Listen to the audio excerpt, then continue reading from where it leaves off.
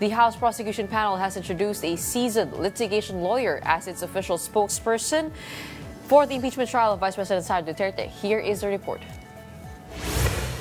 The House of Representatives has formally introduced Attorney Antonio Odi Bucoy as a spokesperson of the prosecution panel for the impeachment trial of Vice President Sara Duterte. Bucoy is a seasoned litigation lawyer with more than 4 decades of experience.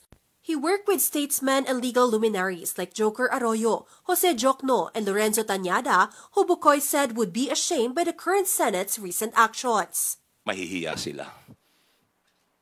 Ikahihiya nila itong ginagawa ng kasalukuyang Senado. Iba yung komposisyon nun eh. Iba. Umaani ng respeto. Walang patutsada. Ngayon ho, dahil sa actuation nila, maraming patutsada. According to Bucoy, the prosecution panel will soon file official pleadings before the Senate, which now sits as impeachment court. These filings may include motions or manifestations intended to clarify or respond to the Senate's recent procedural actions. He also echoed former Chief Justice Renato Puno's view that Senate President Chis Escudero committed grave abuse of discretion in handling the proceedings.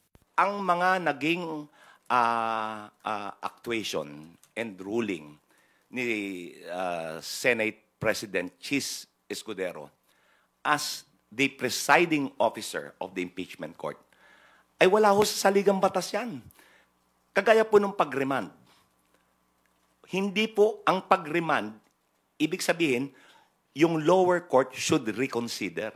Yung remand ay para sa ordinaryong kaso, sa ordinaryong hukuman, but never sa impeachment court.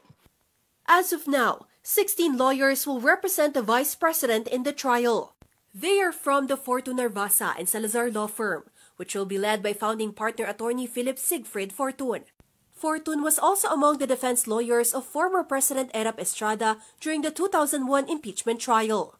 Senator Coco Pimentel, who was among those who opposed returning the articles of impeachment to the House, advised critics not to elevate the matter to the Supreme Court.